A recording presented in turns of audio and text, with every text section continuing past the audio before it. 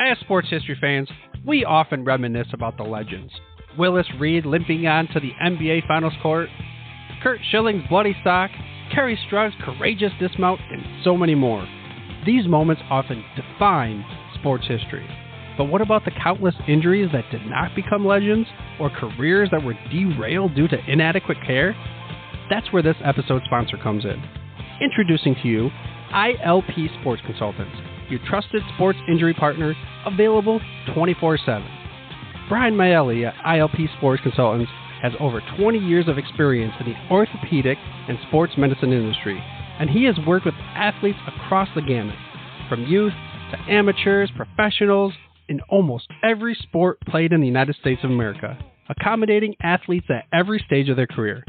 This adaptability ensures that ILP services are perfectly tailored to your skill level, no matter where you are in your athletic journey.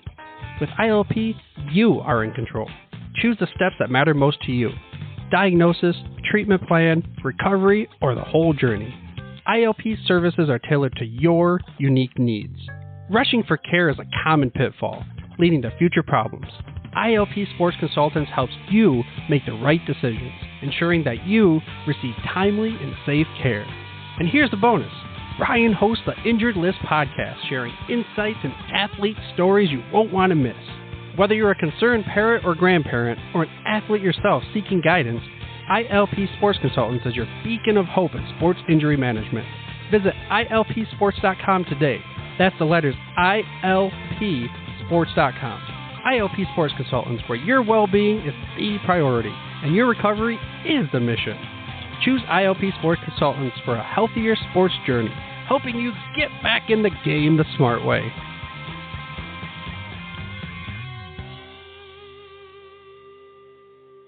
Blog Talk Radio.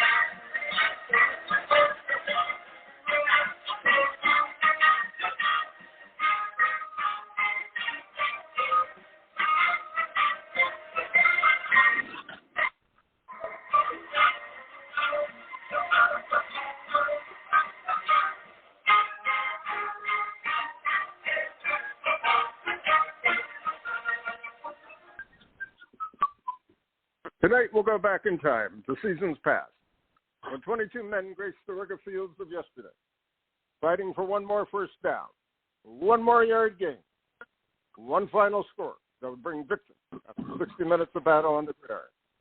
Tonight we'll explore the world of Gridiron Greats. Welcome to Gridiron Greats, football history and its memorabilia on the Gridiron Greats Publisher and Broadcasting Network. We're live from the Southport, North Carolina home, Gridiron Greats Magazine. I'm Bob Swick, publisher and editor of Gridiron Greats Magazine, and I'll be your host for the show. Gridiron Greats is the only publication in America that focuses upon the history and memorabilia of the North American football game since its inception in 1869. Cover 150-plus years of football history and memorabilia. You can find us on the web at GridironGreatsMagazine.com. It is at this time I'd like to introduce my co-host. He's a senior contributing writer to Gridiron Greats Magazine, a football memorabilia historian, specializing in pre-World War II items, in particular Red Grange, and also Seattle Seahawk items, in particular Steve Larkin. He hails Portland, Oregon. Mr. Joe Squires. Joe, welcome to the show this evening. Yes. Happy to be here, Captain. Good morning to you. I should rephrase that. Welcome to the show this morning because of our scheduling today and our special guest coming up. We're doing for you a very, very early morning show. For me, a mid-morning show. So this should be interesting. But in any event, good to be back. in the football world. There's so much going on in the NFL. It's not even funny. I don't know where this money's coming from, but it is. Oh my God. And I just do not understand what's going on. It is not the game I want. Not even funny. It's not even funny right now. But what I don't understand, what is going on in Cleveland? I guess Baker's gone. I don't know. I mean, what's going on with that? Wow, Deshaun Watson last night signed with the Browns, and I had no idea there was any angst in Cleveland with Baker. I mean, you take all of his the commercials he does, for like Allstate Insurance protecting my home, man. I don't get it. I really don't get it. I don't know what's going on. Are they converting him, or is he going to be the highest paid backup quarterback in history, or what is NFL history? What is $230 million, Deshaun Watson. And the Seahawks obviously shipped, as we mentioned last week, Russell Wilson, to Denver. So their quarterback, I heard they were making a run at Deshaun Watson, but about 2 days ago he said firmly no Seattle. But Cleveland, think about that. 3 years ago they almost went winless, and now they're where people want to go. Jeez. And I don't get it. I really don't get it. And I'm really wondering if it's going to be the premier backup if anything happens to. But again, I could be completely wrong. It doesn't make any sense to me. I think it's the same thing with Adams going to the Raiders. Oh man. I had heard, privately through my connections saying he apparently has some sort of business interest. I don't know necessarily in Nevada or the West, but they made him the offer. He took it. In a way, it's a good thing for the Packers because they are loading up on the draft picks, which maybe they can, trade off to get somebody Rodgers can throw at this year to win the Super Bowl. Yeah. But I don't. In a way I get it, in a way I don't get it. And like I said publicly before, the NFL is a business today, pure and simple. Loyalty does not. There's no such thing as loyalty, one way or the other. Yeah. This is it's what you said. I mean, it's becoming more and more. It's always been a business.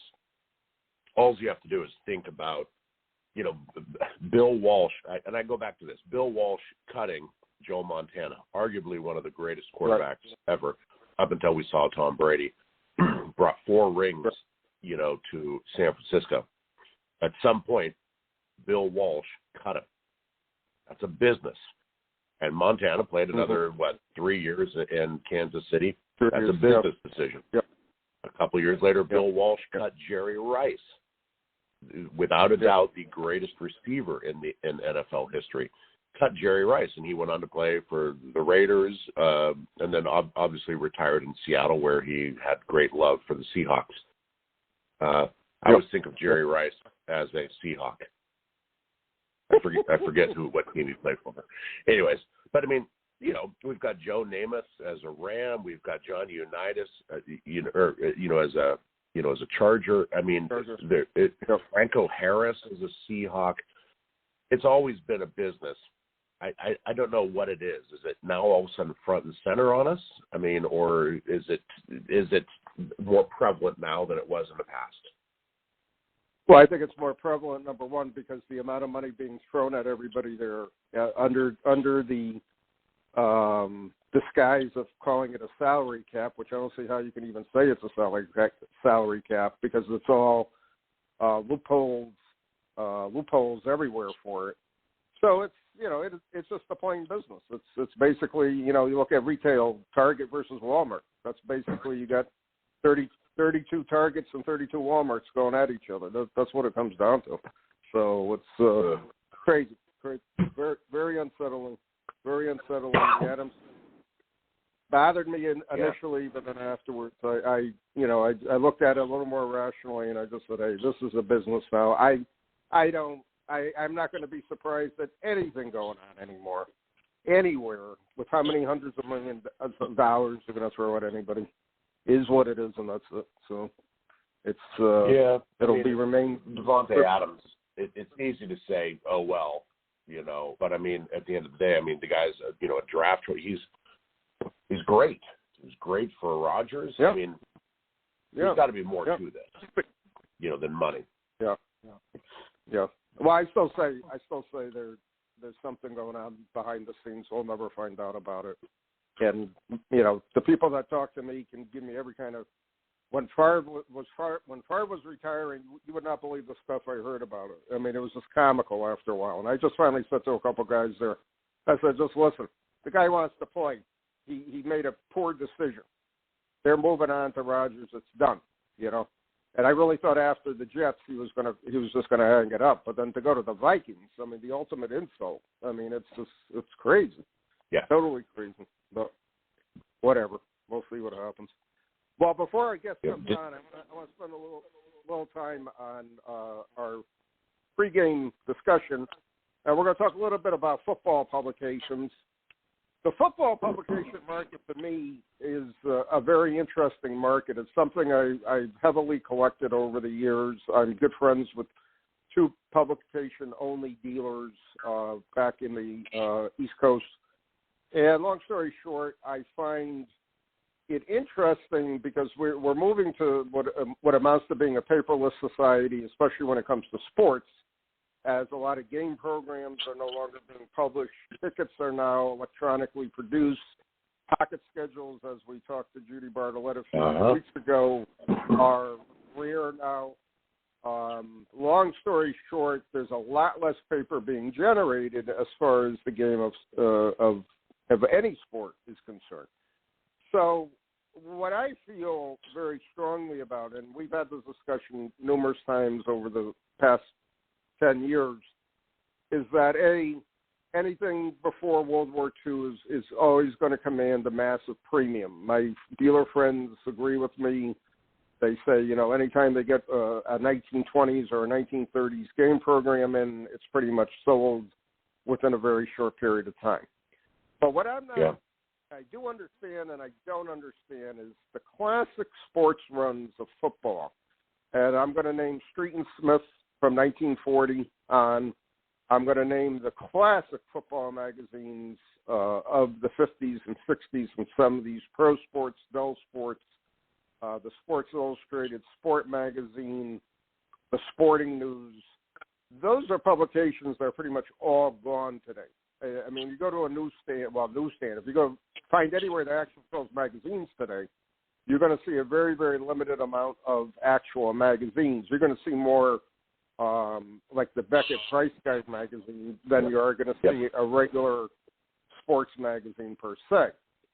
So to me, those older football publications, and I'm going to go from World War II, 1945, right up to when everything started to be shut down as far as print is concerned, and that's starting in the early 2000s, we're seeing, to me, just a market waiting to be picked at and a market waiting to be collected. And what do I mean by that? All right, you're a Seahawk collector, for example. I'll use you as an example. Mm-hmm.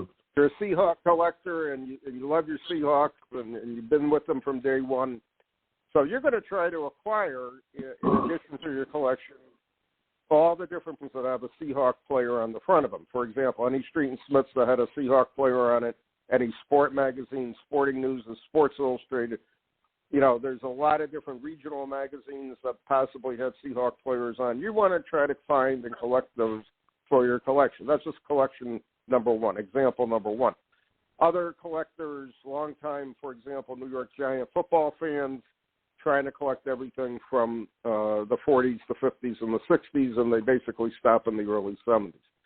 They also, the other New York type Giant collector collects everything from the 80s and 90s through the Eli Manning era, and they stop at that point. And again, there's not going to be that much to collect right now, and we really haven't seen much to collect as far as that is concerned, especially with football media guides, as a lot of teams are now switching their media guides to electronic publication. It's interesting. The Packers are still producing their yearbook, and they're still producing their media guide. So that's a good sign. But I don't know of any other NFL team that's actually doing a yearbook anymore. At one time, most of the teams did it, and now it's few and far between trying to find them. So it's how the market and where the market is going, so on and so forth. I know I've done shows, and you've seen my table at several shows. I had a lot of publications, not just football, but other publications, and it was always hit or miss. Some shows or some nationals I would go to, I basically would sell all my publications, and other shows I would not sell any. So it was pretty interesting to see, what the market was doing, what everybody's looking at, and so on and so forth. So I've always said to collectors, if you reach the point in your collection where you're pretty much, you're at a dead end, why not look at publications? And again, you don't have to go, if you're a New York Giant fan, you don't need to collect every media guy from from the 30s on type of thing. You could collect where you find them, so on and so forth. And what's scary to me is, in a way, is some publications are just being given away completely. And other publications are, very much in demand, therefore they're always going to command a higher price. So it's interesting to see what's going on in the market as far as football publications are concerned. It's an overlooked part of our market, of our collectible market, and I really believe very strongly there's some really serious bargains out there for collectors to add to their collection. And I really think if you want to do something different, now's the time. Now's the time to make the move and look and collect whatever you're going to collect. I will say this: most in-demand publication for the teams in the NFL continue to be the Packers, the Cowboys, the Bears, and the New York Giants. That's been my view of it for the past few years. The Brady era for the Patriots has also commanded a lot of collecting of Brady-related programs, so on and so forth. So that's something to look at the same time. So anyway, we're talking about. Oh, I'm sorry. Is our guest here? Go ahead. It's like I was talking about before the show. I collect concert tickets. I collect, ticket stubs and programs from Red Grange's playing days. And that stuff's gone now. There's no ticket stubs. No concert tickets, no football tickets, no none of any sort. It's tough for us people who love to collect those trinkets. Yep, and again, it's the paper collectible that can add so much to a collection: the pocket schedule, the ticket stub, the media guide, the team yearbook, the team program, so on and so forth. And again, I know I'm old school, but I always thought attending a game, no matter what sport it was, I would make sure I'd pick up a program, and I would always save my ticket stub. Yep. So, and I can see other people, and I remember years ago reading an article in the Sporting News back in the 1980s where a dealer was saying, this is back in the early days of collecting, the early 1980s, he says he sees more people going to a baseball game. He was using baseball as an example, going to a baseball game, and they would, at the end of the game, throw their program out, forget about the ticket stub. That'd be a bad thing. And it's just amazing to see how much has been disposed of over the years that's never going to come back, number one, and it's never going to be able to be collected again. So it's a major problem as far as where we're going to see this part of the hobby going, if it's just going to be an ending to that part of the hobby, which to me it's going to be one way or the other. If you're not going to produce any more paper ticket stubs collecting is going to be very, very limited in the future. And at the same time, the issue that we will always see with regards to how does the next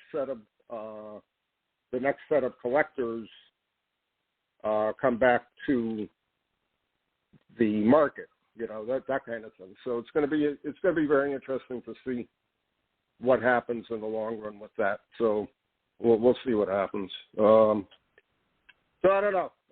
It's disappointing in a way for me because again, it's such a great part of the hobby that I think a lot of individuals really, in a way, don't realize it's there, so on and so forth, and they overlook it, and it becomes problematic, to say the least. Yeah. So, I have framed ticket stubs from concerts I've been to that I just, hanged in my office. And I love it. It's such a good, memory. I come on calls, I'll walk over and look at them and remember all the stubs.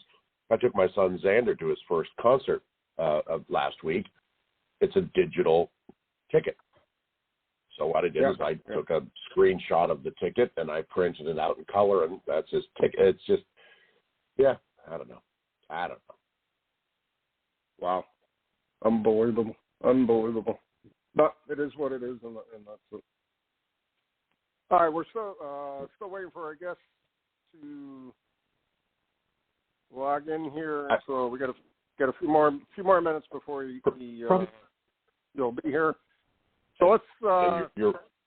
You're right about programs too, Bob, because I probably about 5-6 years ago, I was like, you know what? I want a program from every single game of the Seahawks inaugural season.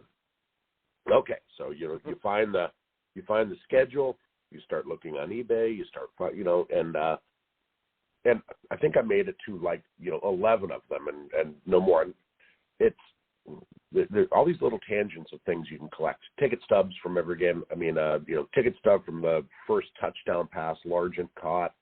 Ticket stub from the first I do have from the first win the Seattle Seahawks ever had, which was against the lowly Tampa Bay Buccaneers that year.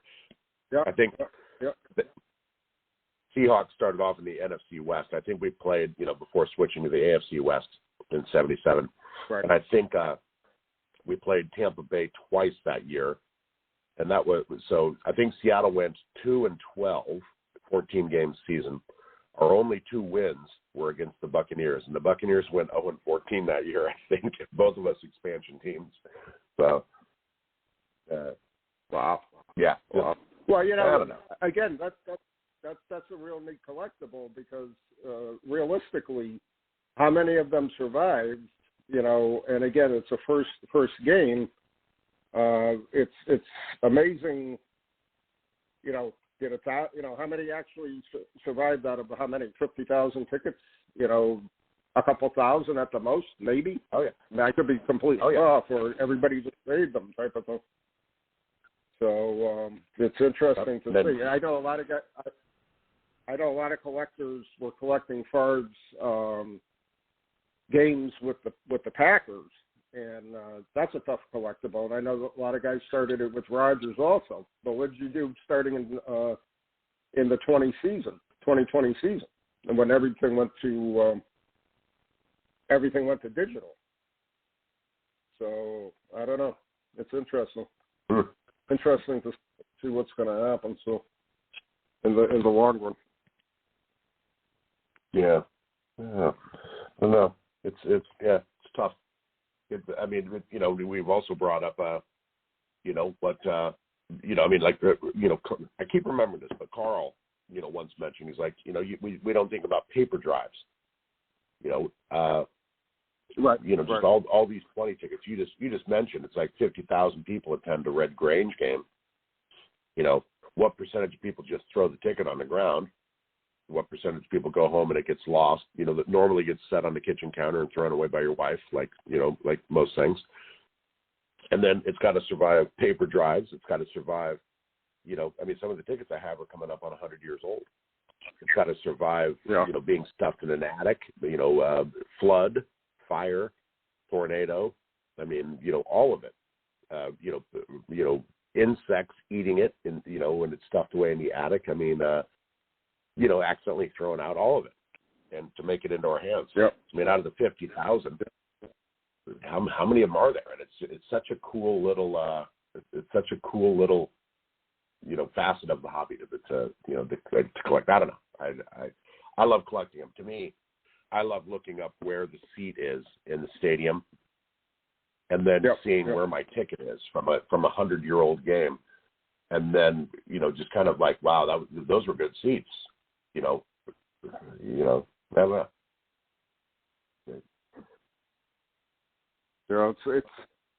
It's interesting because it's so historical. It's such a part of the collecting world, and again, it's going to be a little sad to see, what happens in the future, what direction it goes to, that kind of situation. It's the same thing with cards. Again, not knowing what the new company's going to do, taking over Topps and taking over all the licenses. What are they going to produce? Digital cards? What are they going to produce? Just ones of ones, or just produce cards? Could be really up in the air one way or the other with regards to what direction football cards are going. So I don't know. I don't understand the the direction, the view of what's going to happen with regards to it, and that's it. Well, you're listening to our podcast, Gridiron Greats. If not a subscriber to Gridiron Greats Magazine, what are you waiting for? GridironGreatsMagazine.com for all subscription information. We're waiting for our guest. I sent a quick email out to him. Our guest is overseas, so I just want to make sure we got all our T's crossed and I's dotted here. But this was the scheduling of the time, so this could be a Joe and Bob 2-minute For those talk. listening, it is a military exercise for Bob to schedule this sometimes. I'm on the West Coast. I'm in Portland, Oregon. It's 7 a.m. here, 7:30 now. Bob's on the East Coast, 3 hours ahead of me, and we invited a guest from London, England, who's 8 hours ahead. No. Yeah, 8 ahead of me. 4 ahead of you. Yeah. So he's four ahead of me. Yeah. 8 hours from you. So we all agreed to the timing. So I honestly don't know what happened. So when Bob sends an email out to coordinate this, there's been many times where it's like, hey Joe, can you do so I mean, poor Bob is, like when he invites me, it's like, all right, it's 2:00 your time, 5:00 my time. And then if we have somebody in Texas, it's 2:00 Joe's time, 4:00 their time, 5:00 my time. Yeah. I mean, it's almost comical sometimes where we just have to narrow that down. And this email chain was one of the funniest because you were scheduling this before daylight savings went in effect, and they don't have that, so you really had to go to work at this. It was almost fun to watch. Well, he said daylight savings time is tonight for him. So then it would have been we would have been 3:00 his time because you put the hour ahead. So I don't get it. Yeah. I don't. Whatever. I'm at this stage of the game. It is what it is, and that's it. So this has only happened a couple times in almost 10 years of doing this, so it's not a big deal. Yeah. But anyway, shifting gears one more time. An update at the new home of Gridiron Greats Magazine here in Southport, North Carolina. I got a delivery during the week of 2 bookcases / drawed bookcases. So they're basically 4 shelves, and they're basically 4 draws underneath them. Oh, okay. I'm gonna. I think we got somebody here. Hold on. Shane, is that you? It is. I'm so sorry, guys. My internet picked a terrible time to completely fail on me. So I'm dialing over the internet from here in the UK, and everything kind of failed about half an hour ago. But I'm back up now. Okay. All right. So we saved us. Welcome to the show. Talking about we're going to talk about my bookcases that just came in this past week for my office here. All right, I'd like to introduce you before we get started. Our special guest tonight is a writer and editor based in London in the United Kingdom. He's been an NFL fan since the mid-1980s. He started Pigskin Books website in 2018 as a resource for fans of football books. He also helps to run the United Kingdom the Ravens Twitter account as a regular on the United Kingdom's Raven podcast. I'd like to welcome to our show this morning Mr. Shane Richmond. Shane, welcome to the show. Thank you. Thanks, guys. Thanks for having me. Yep. And I'm going to lead off immediately by ask if you could tell our audience, Shane, how'd you start following United States football? Sure. So in the 80s, we got a new TV channel here in the UK, which had a remit to show stuff that was different to what was available on other channels. And so in the early 80s, they started showing the NFL. And I started watching, I think, in the 85 season when I would have been 11 years old, and was just completely hooked. I'd never seen the game before, but the uniforms, the fact that the players were wearing helmets, there were games that were played indoors, which soccer games here aren't. So there was all this amazing stuff going on in domes and all sorts, and it was fascinating to watch, even though I didn't understand the rules or anything. So I started getting books from the library to kind of teach myself the rules and watching every week, and became a fan from then, basically. Wow. What a great story. It's actually cool. Yeah, and it's quite common with a lot of British people my age got into the sport at around that time. And the stuff that was being shown on TV, it was kind of 6 p.m. our time, which is actually 1 p.m. on the East Coast, which is when the games kick off. But they didn't have live games then, so they would be showing us on Sunday at 6 p.m. the highlights of the previous week's game. So we were a week behind.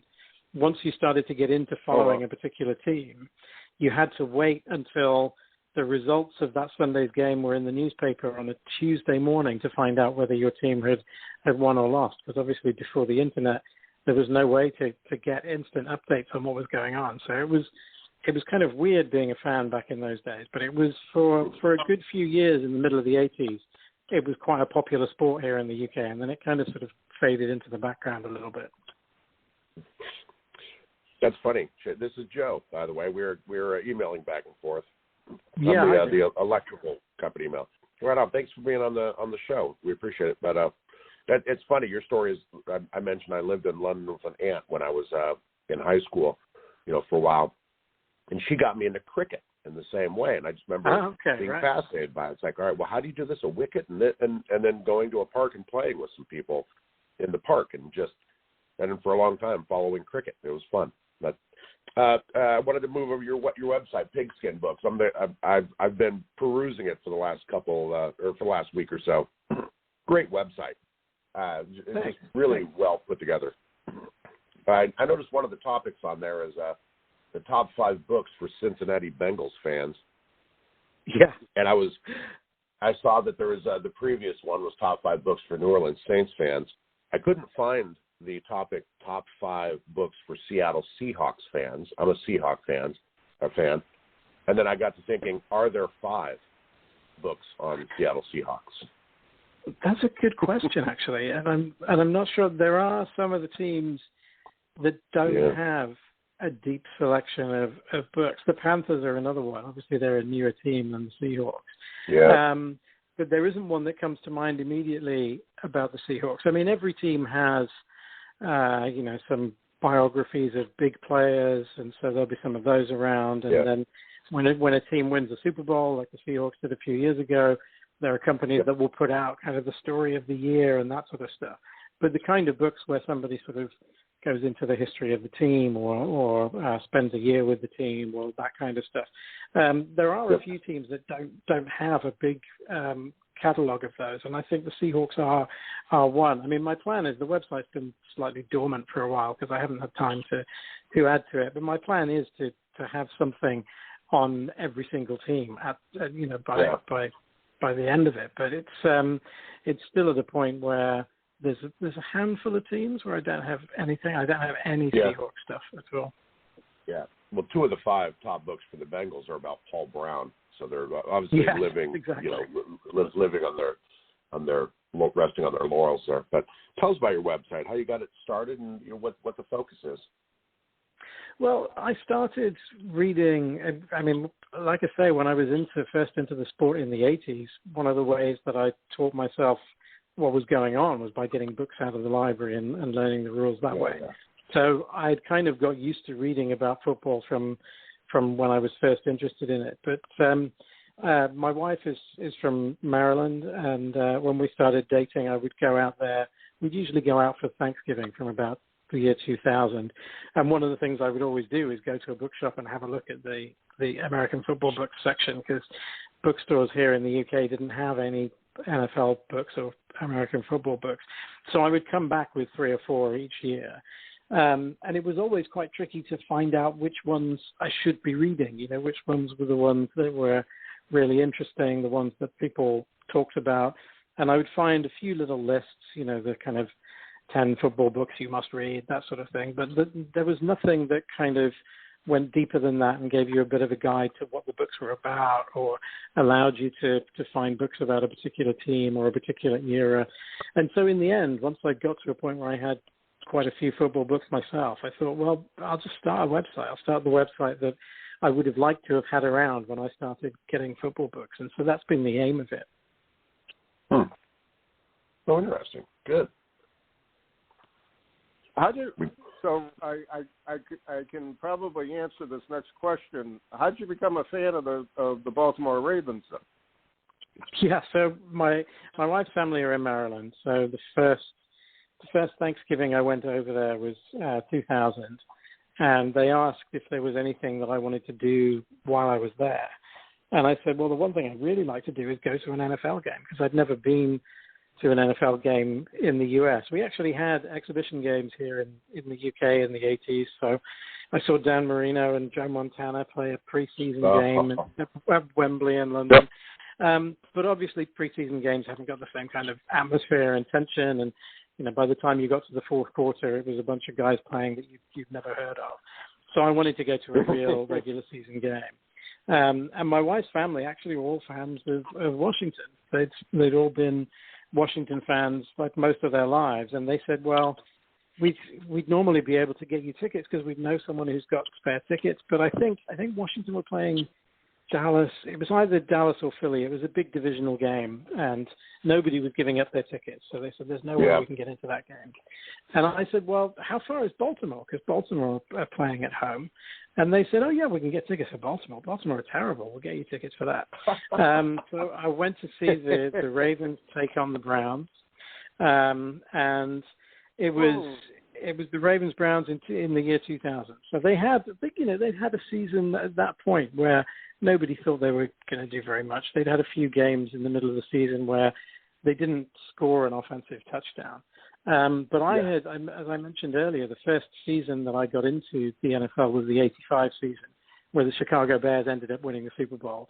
And I loved defensive football. I loved watching that 85 Bears defense and the fact that you just couldn't do anything about them. You just couldn't move, which I found astonishing. And I saw the same kind of defense playing for the Ravens in 2000. So the Browns, I think, scored a touchdown on their first drive. They went 70 yards or something to score a touchdown, took a 7-0 lead.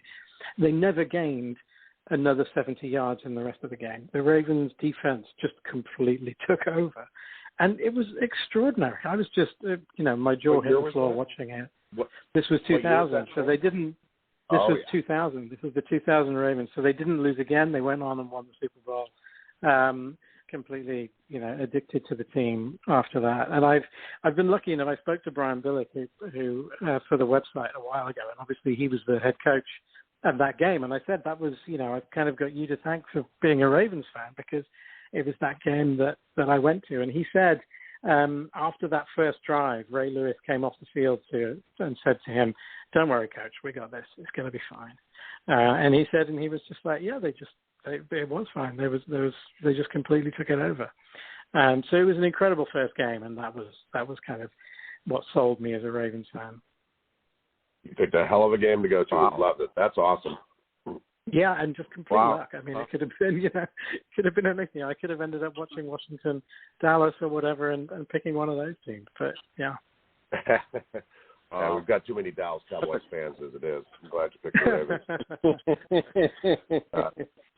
I'm curious, on your website, on the Ravens Twitter feed, "never over" is one of the phrases that's in your backdrop. I'd never heard of that associated with the Ravens. Where'd that come from?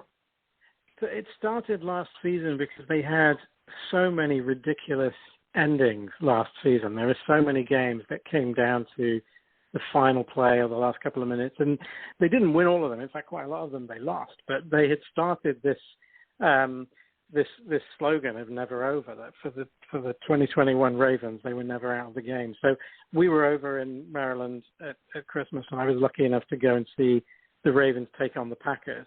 And going to that game, if you followed the Ravens last year, you'll know that they lost so many guys to injury. By the time they faced the Packers, Lamar Jackson wasn't there, so Tyler Huntley was playing at quarterback. There were a bunch of guys playing defensive back who I have never heard of. And I just was going to the game thinking, well, the Ravens are going to get destroyed by the Packers, but at least I'll get to see them. I haven't seen them for a couple of years because of the pandemic and stuff. At least I'll be at the game and it'll be fun. And as it was, the Ravens put on an incredible performance, and it came down again to the pretty much the final play. They went for a 2-point conversion, which they didn't get, and lost the game by a point. And it was incredibly exciting. And to go into they had so many games like that last season where you went into it thinking, there's no way they can do anything with this. They've got too many guys injured. And somehow they would take it right up to the wire, even if they didn't win. So that's where that never over thing came from. I love it. Wow. It's funny how you become a fan of a certain team. Just like it is serendipitous, just like you did, there with Baltimore. I mean, I'm in Oregon, and right. You might not know where Oregon is. We're basically California's attic. And the closest team is the Seattle Seahawks. I mean, my parents just grew up watching it, and I just became it. But I don't know. It's always interesting how people became fans. But I dig your website. You have to have some interesting stories about how content comes together. Just to be creative and keep that going. Yeah, I mean it's always it's been quite good fun as it starts to get noticed. So it doesn't have a massive audience, but it seems to be sort of 1,000 visits or so a month, and it's become quite popular with certain other football writers or people who are really into football books and so on. So I had one instance a few years ago, for example, where somebody at an NFL team reached out to me and asked if I knew where they could find a copy of one of the books that I'd reviewed, which is it's a book called what's it called? Franchise Makers, Salary Caps, and I can't actually remember the title of it now. I'm just looking for it behind me. Sleepers, Busts, and Franchise Makers. That's it. And it's a book that came out in the early 80s about the NFL draft. And so this guy at the team reached out and said, do you know where you can get a copy? Because I've asked Bill Polian, who's, the former GM of the Colts and the Bills. I asked him if he had a copy, and he didn't have a copy. He said, can you approach Cliff Crystal, who's one of the authors of the book and now works for the Packers, I think he writes for their website. They got in touch with him. He wrote the book. He doesn't even have a copy. And they saw that I had a review on my website and said, do you know where I can get one? And I said, well, you can't have my copy because the copy I've got is the only one I've ever seen for sale. And it won't survive another reading. It's going to fall apart. Excuse me. And in the end, I've kind of kept in touch with him, and we've got quite a good, because he's a book collector as well, and we've developed quite a good relationship. In the end, he found out that the GM of the team had a copy, so he borrowed the GM's copy. Which he put in a scanner. So he scanned it to turn it into a PDF. And I said, weren't you worried that you were going to destroy this guy? This guy's the GM. You're going to destroy his book. End up getting fired because you ruined this football book. But apparently it survived. So was kind of fun. There was another guy who got in touch because his dad was a coach in the 70s, and his dad has amassed this enormous book collection. He sent me all these photos of this book collection and said, my dad is getting older now, and he wants to sell his book collection, and would you be interested in buying it? And I said, well, I don't really have the money to buy a massive book collection, and also I'm in London, so I have no idea how I can even get it shipped. But it was fascinating to look through all these photos and see some of the books this guy had collected. So that's been one of the most fun things about it, is the people who get in touch who have this same passion for football books, because it's much more of a niche than baseball books. Yep. There's a big tradition of sort of literary baseball books that have come out over the years. But there are people who are really into football books, and they're just as dedicated. I think there's just fewer of them than for baseball. Yep. Yeah, there's definitely fewer collectors of football books than baseball books, and as somebody, I have a reasonably large collection of football books, but again, there's so many books out there. You know, what do you collect after a while? You know, how do you keep up with everything? And my enjoyment has always been going to a thrift shop or an antique store and picking up books there, or, you know, like a tag sale or something like that, and seeing people getting rid of books. And but again, in your case, you got to ship them to England. It's going to be difficult, and very, very expensive, and it's exactly. Tough. I feel for you. It does add to the cost. I mean, I know somebody who got a copy of Bill Walsh's Finding the Winning Edge, which is one of the most expensive football books. There's only, I forget how many copies were printed, but Bill Walsh never allowed it to be reprinted. So you can pay $200 or $300 for a copy. And I know somebody who found one in a secondhand bookstore for $10. And it's just the most amazing find, because obviously whoever owned the bookshop just hadn't looked it up online to see how much it was really worth. So it's amazing what you can find in those kinds of sales. Yeah, it's amazing to me. I've picked up a lot of nice books over the years, and I continue to look for them, and it's very interesting to see and collect. Please tell our audience about your UK Ravens podcast that you do. Sure. So we've been, the Ravens are one of the newer franchises in the NFL, obviously, and like I say, a lot of British fans got into the NFL in the 80s. So there are fan groups over here that have been running since the 80s. The UK Buccaneers fan group, for example, goes back to the 80s, and the same with the Dolphins fan group.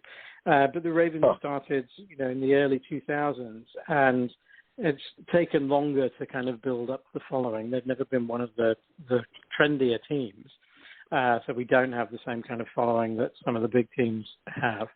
And a while ago, we started building up the following much more on Twitter, and there are guys on Facebook who've been building up a community there. And then about a year or so ago, a few of us decided, actually it might be worth starting a podcast, just so that people can kind of follow along the season with us. And I wasn't sure, because I just thought, why are people going to listen to a handful of British guys talking about the Ravens when there are Ravens podcasts from people who are in Baltimore? But it's actually Bob and I think the same thing every show. Yeah, I mean, it surprised me that, we started it up and we get sort of 250 people listening to each episode. We've had some really good guests on. We're lucky enough to have a very good relationship with the Ravens, so we've had a couple of people from the Ravens come on. We had Bradley Bozeman, the center, who was their Walter Payton Man of the Year. Unfortunately, just left the team yesterday to go to the Panthers, but we had him on last season.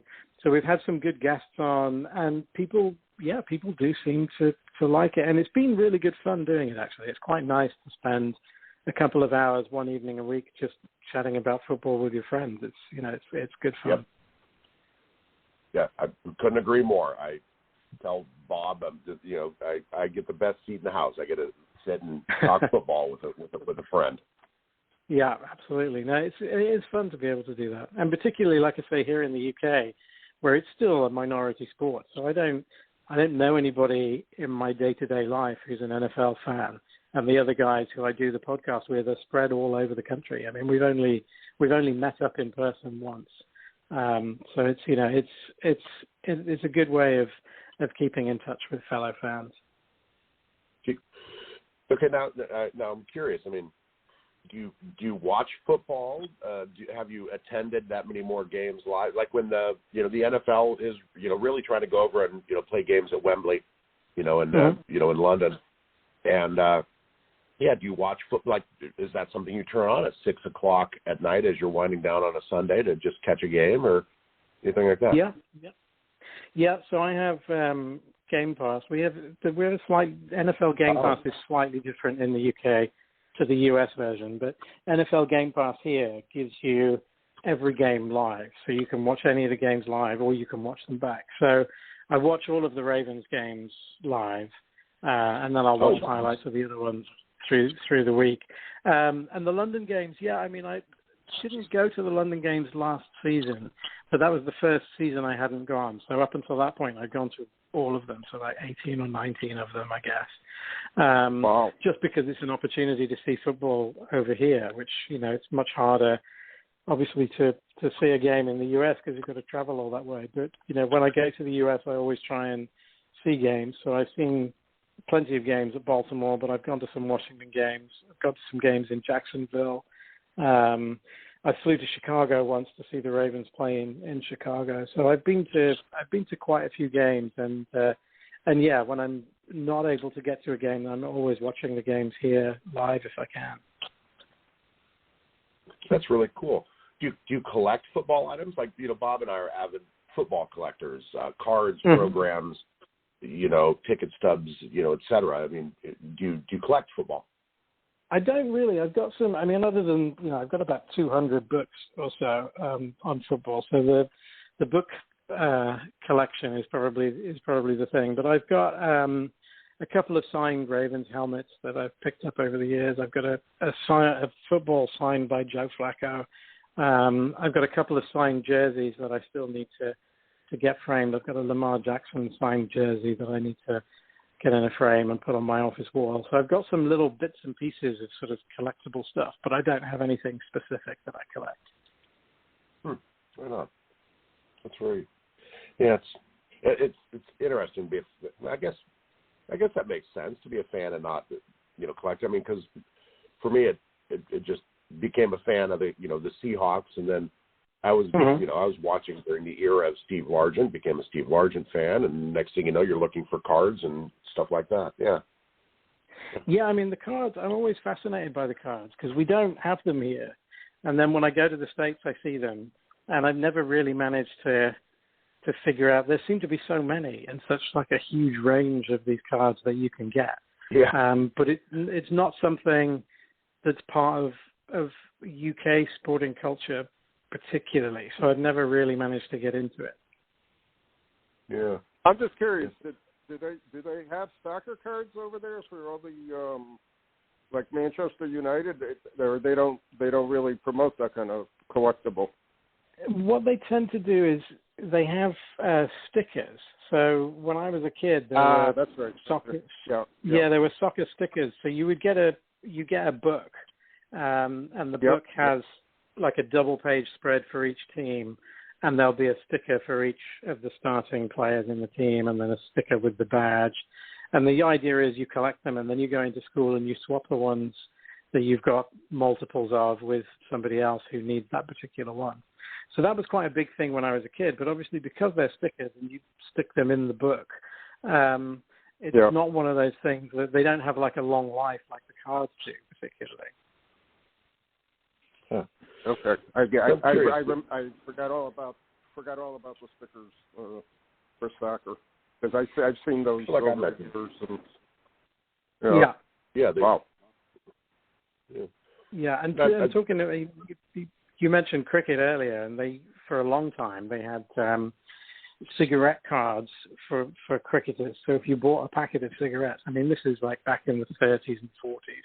If you bought a packet of cigarettes, it would have like a painted picture of a cricket player and then a little biog on the back. So there are lots of people who are into cricket who collect these old cricket cards, the cigarette cards. But those obviously stopped a long time ago because they wanted to stop encouraging kids to smoke. Yep, absolutely. Now I'm curious. I mean, you have your wife is American, so probably. But do we talk funny? I mean, I'm always curious. Like I have friends who live in Australia that we went and visited, for a month a couple of years ago. I'm just. I mean, Bob talks funny. I mean, that's a given. But I guess more specifically, do I have an accent to you? I mean, it's used to being wrong. It's a recognizably American accent, but we're so used to. We have so much American TV over here, generally, drama and sitcoms and stuff. That I mean, from the age of when we first start watching TV, we're exposed to American accents, and the same with pop music and pop stars coming over and being interviewed and stuff. So I think it's probably the accent other than British accents, and British accents vary really widely. So actually, American accents probably sound less unusual to me than some British accents do. Yeah, well, I remember when I was there. It's some Irish ladies who lived next to us. I got a job at a bar called the Moosehead. Like it was down by St. Peter's, Cathedral. I was back in London about 5 years when I went to find it. It wasn't there, sadly. It was tough, but I began to be able to discern between them. I'm like, oh, that guy's an East Ender, It's kind of funny. But when's the last time you came stateside to see a game, or was the last game you saw in London? No, the last game was at Christmas when we were over. So that was when I went to see the Packers play the Ravens. And that was it wasn't entirely weren't entirely sure that was going to happen in the end, because we did our COVID tests before we flew, and me, my wife, and my daughter were all negative, so we were clear to fly. And then the morning after we arrived, my daughter tested positive for COVID, so she had to isolate in her room.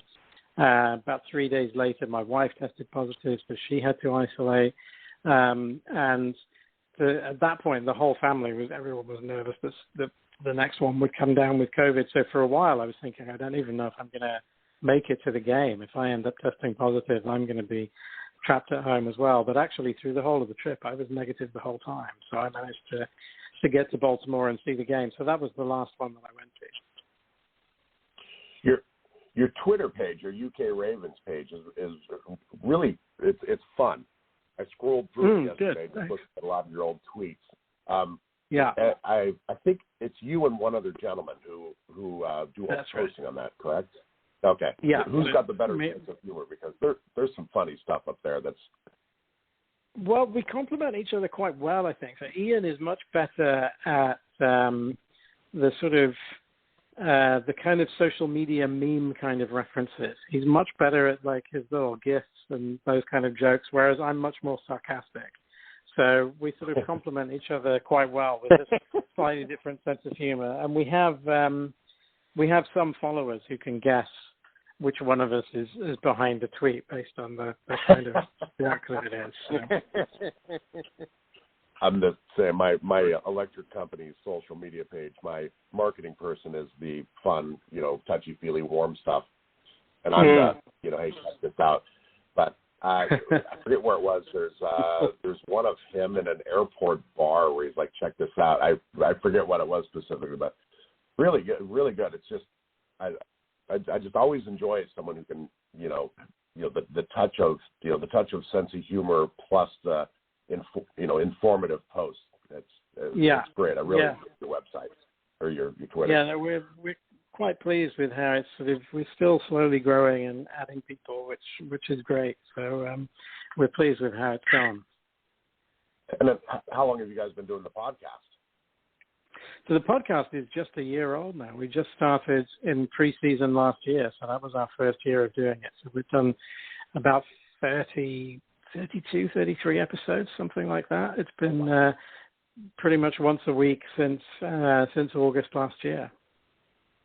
Okay. Wow. Interesting. I didn't get a chance to listen to any of them, but I noticed that's quite a few. That's a lot of content to produce.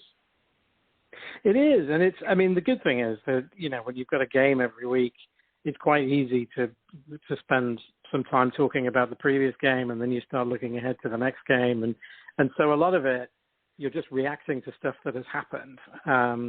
And we tried to have a guest every week, and we pretty much managed that. So one of the things we were trying to do was get other UK fans on of the team that we were playing that week. So, you know, the UK Bengals would come on, or the UK Rams, or whoever, which gave us a chance to talk about how they became a fan of their particular team. Because it's always, I mean, you mentioned, it's always interesting how people become fans of a specific team. And it's especially interesting here in the UK because most people who are NFL fans don't have any ties to a particular place. You know, there's some people here who have family in a part of America or whatever, but most people have picked a team for some reason. So we've had people who they were into Madden one particular year, so they picked a team that they used to play with on Madden all the time, or other people just sort of picked.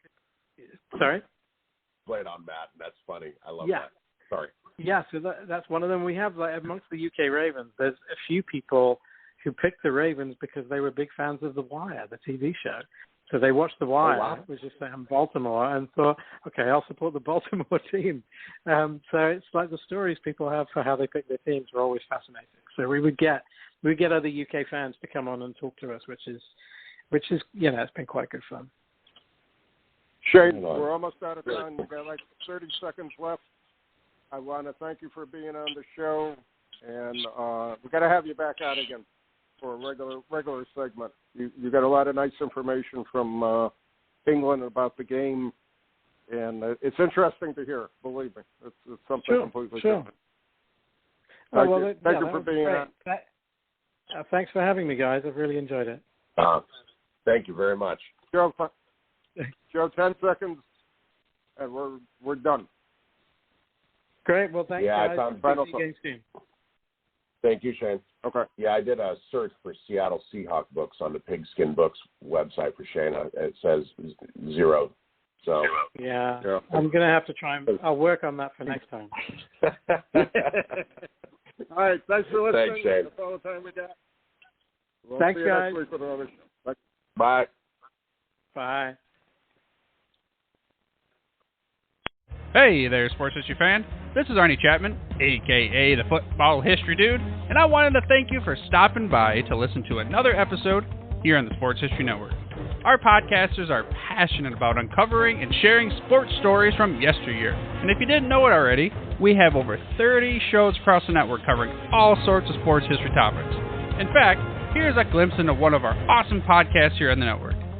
Each week, the official Football Learning Academy podcast will take you deep into the history of pro football through interviews with players, coaches, or administrators in the NFL, as well as interviews with Pro Football Hall of Fame selectors, authors, and historians. You'll learn how the game evolved and important moments that shaped the sport into what it is today. And don't miss the Pro Football History Nugget of the Week. Listen to the official Football Learning Academy podcast on the Sports History Network. How about that? I bet you're super hyped to go listen to that new podcast, right? Well, to learn about this show and all the other podcasts on the network, head over to sportshistorynetwork.com/podcast. Again, that's sportshistorynetwork.com/podcast. Head over there today to find your next favorite sports history podcast.